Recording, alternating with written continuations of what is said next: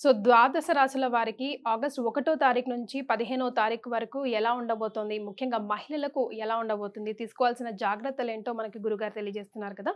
అందులో భాగంగా గురుగారు మిథునం ఇప్పుడు.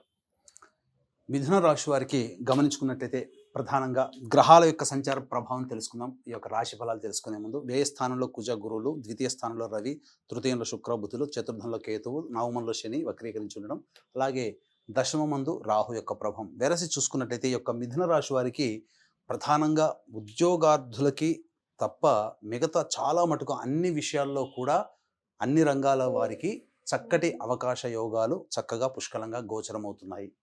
ఇక గ్రహాల యొక్క సంచారము ప్రభావం వలన కొంత ఆరోగ్యం పట్ల శ్రద్ధ వహించాల్సినటువంటి నిర్ణయాలు ఉద్యోగార్థులకి తప్ప మిగతా అన్ని రంగాల్లో ఉన్నటువంటి మహిళలకి ఆరోగ్యదాయకమైనటువంటి అనగా సంతృప్తికరమైనటువంటి జీవితాన్ని ఈ యొక్క ఆగస్టు 1 నుంచి 15వ తారీఖు వరకు పొందుతారని చెప్పవచ్చు. ఇక ముఖ్యంగా గమనించుకున్నట్లయితే పెండింగ్ పనులన్నీ కూడాను పూర్తి చేసుకుంటారు. ఈ యొక్క 15వ తారీఖు లోపల ఏదైతే అనుకున్నటువంటి పనులు ఏదైతే చేసుకోవాలనుకుంటారో వాటికి కార్యరూపం దాల్చుతారు. మీ యొక్క ఆలోచనలకి కార్యరూపం దాల్చబోతున్నాయి. ఇక ముఖ్యంగా విద్యార్థులకి ఊహించని విధంగా చక్కటి శుభవార్త వింటారు ఈ 15వ తారీఖు లోపల అని చెప్పవచ్చు. ఇక గమనించుకున్నట్లయితే వ్యాపార రంగంలో ఉన్నటువంటి వారికి పెట్టుబడులకు సంబంధించినటువంటి ఆలోచనలు చేస్తారు. తద్వారా ఆ పెట్టుబడులకు సమీకరణలో భాగంగా నూతన భాగస్వాములు చేరేటువంటి అవకాశాలు గోచరమవుతున్నాయి. ఇక గమనించుకున్నట్లయితే ప్రధానంగా న్యాయ సంబంధమైనటువంటి విషయాల్లో మీకు పైచేయి సాధించే అవకాశాలు ఎక్కువగా గోచరమవుతున్నాయి. ఎన్నాళ్ళ నుంచో చాలా మటుకు జటిలమైనటువంటి సమస్యల పరిష్కారానికి ఒక మార్గము సుగమమవుతుంది.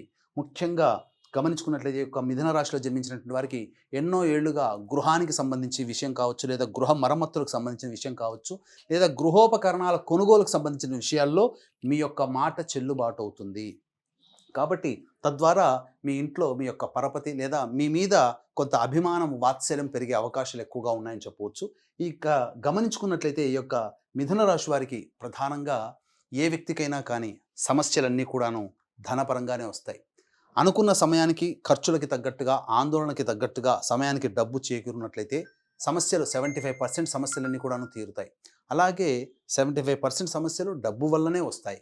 కాబట్టి దీన్ని దృష్టిలో పెట్టుకొని ఈ 1వ తారీఖు నుంచి 15వ తారీఖు వరకు ఖర్చులు ఎప్పుడు ఆందోళనకరంగా ఎప్పుడు ఉంటుంది, ఆరోగ్య విషయాలు అన్నీ కూడాను మనం కూలంకషంగా చర్చించుకుందాం. ముఖ్యంగా మిథున రాశి వారికి 1, 2 తారీఖుల్లో ఒక సంతృప్తికరమైనటువంటి జీవితం అంటే ఏదో మనం సాధించామనేటువంటి ఒక ఆలోచన కాదు, కానీ ఒక సంతృప్తి ఈ పని చేయడం వల్లనో లేకపోతే నాకు జరిగిన మంచి వల్లనో ఈ 1వ తారీఖు 2వ తారీఖుల్లో ఆనందంగా ఉంటున్నామనే భావన మాత్రం ఖచ్చితంగా మీకు ఉంటుంది.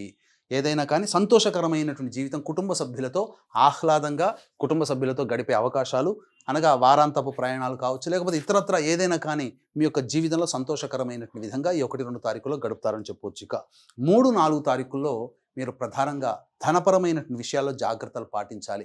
అనుకోని విధంగా ఖర్చులు వచ్చి చేరుతాయి. అలాగే ప్రధానంగా గమనించుకున్నట్లయితే కుటుంబ సభ్యుల మధ్య కొంత అవగాహన లోపం ఏర్పడే అవకాశాలు గోచరమవుతున్నాయి. మానసికమైనటువంటి ఆందోళన కొంత చెందే అవకాశం ఉంది. కాబట్టి మౌనాన్ని ఈ యొక్క 3, 4 తారీఖులో కనుక ఆశ్రయించినట్లయితే చాలా మటుకు సమస్యలన్నీ కూడాను మీకు తగ్గుముఖం పడతాయని చెప్పవచ్చు.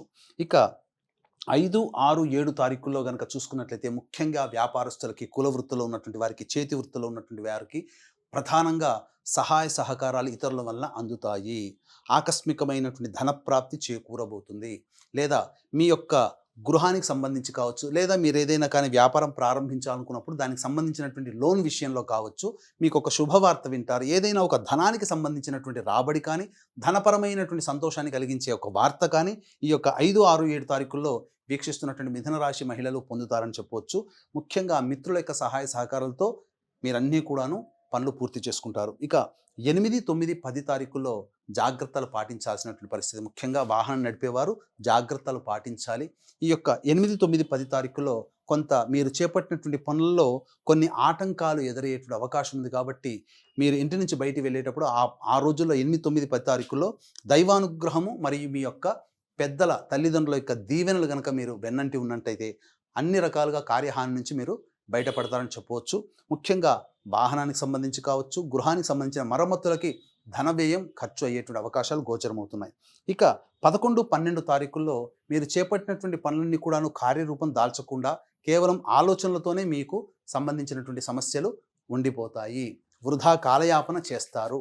ముఖ్యంగా గమనించుకున్నట్లయితే ఏ పని యందు శ్రద్ధ పెట్టకపోవడం, బద్ధకంగా ఉండడం, అనగా ఏ పని యందు శ్రద్ధ లేకపోవడం వల్ల ఆ యొక్క రోజంతా కూడా వృధాగా గడిచిపోతుందని చెప్పొచ్చు.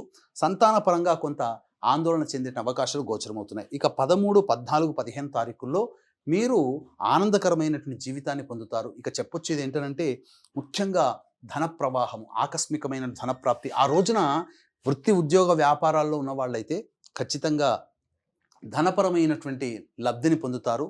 అనగా శారీరక శ్రమ అధికంగా ఉంటుంది. అంటే మీ యొక్క శ్రమ అధికంగా ఉంటుంది. దానికి తగ్గట్టుగానే డబ్బు కూడాను మీరు పోగు చేసుకుంటారు. ఇక ముఖ్యంగా ఏ తర్వాత చెప్పొచ్చేది ఏంటంటే 3, 4, 11, 12 తేదీల్లో జాగ్రత్తలు పాటించినట్లయితే ఈ యొక్క మిథున రాశిలో జన్మించినటువంటి వారికి అంతా శుభమే జరుగుతుంది.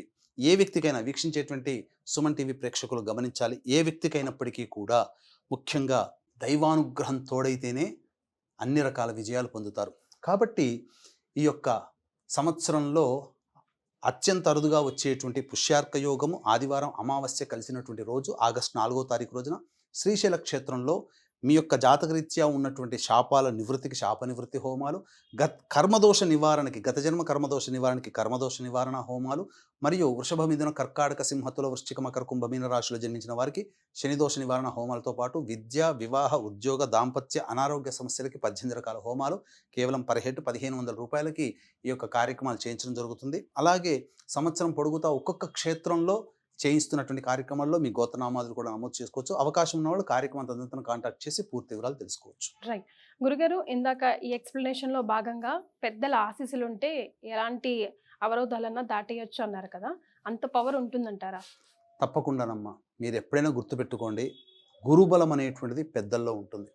గురుబలము విద్య, మనకన్నా విద్య అధికంగా ఉన్నవాడికి, హోదాలో అధికంగా ఉన్నవాడికి, ముఖ్యంగా పెద్దలకి. అందుకనే మార్వాడీస్ చూడండి, నార్త్ సైడ్ వాళ్ళంతా ఎవరు పెద్దవాళ్ళు కనబడ్డా పాదాలకు నమస్కారం చేస్తారు. మనలాగా పూజలు చేయరు వాళ్ళు. పెద్దల ఆశీర్వచనం కంటే ఇక ఏ ఆశీర్వచనం, దైవం కూడా వాళ్ళు పెద్దల్లోనే ఉంటారు. కాబట్టి పెద్దల ఆశీర్వచనంతో అన్ని రకాల సమస్యలు తీరుతాయమ్మా. మరి వీళ్ళకి రెమెడీస్ ఏం చెప్తారు గురుగారు? ప్రధానంగా గమనించుకున్నట్లయితే ప్రతిరోజు మీకు ఏదైనా సమస్య వచ్చినప్పుడు ముఖ్యంగా ఒక 5 రోజుల పాటు ఉదయము, సాయంత్రము అమ్మవారి దేవాలయానికి చేరుకొని ఉదయం పూట అమ్మవారికి కుంకుమార్చన, సాయంత్రం పూట మళ్ళీ అమ్మవారికి అర్చన, ఈ విధంగా ఒక 5 రోజుల పాటు చేయించండి. మీకుండే సమస్యలు ప్రధానంగా ఏవైతే ఉంటాయో ఆ అమ్మవారి అనుగ్రహంతో సమస్యలన్నీ కూడాను చాలా మటుకు కష్టాలు తీరుతాయని చెప్పవచ్చు. ఇక ఈ చెప్పినటువంటివన్నీ కూడాను గోచార రీత్యా వచ్చేటువంటి యొక్క శుభ అశుభ ఫలితాలు. ఇక సమస్యలు చెప్పిన వాటికి ఇంకా సమస్యలు తీరకుండా మీకు ఇంకా ఎక్కువగా సమస్యలు ఉన్నాయంటే మీ యొక్క జాతకంలో లోపాలు కారణం. కాబట్టి దగ్గరలోని మంచి ఉపాసనా పండితులైనటువంటి జ్యోతిషులను సంప్రదించి మీ సమస్యలు కనుక సలహాలు, సూచనలు కనుక వారు చెప్పే సూచనలు, సలహాలు పాటించినట్లయితే తప్పకుండా మీకు భవిష్యత్తులో వచ్చేటువంటి ఇబ్బందులు కూడా మీకు తొలగిపోతాయని చెప్పవచ్చు. ధన్యవాదాలు గురుగారు. నమస్కారం. సర్వం శ్రీ ఉమామహేశ్వర పరబ్రహ్మార్పణమస్తు.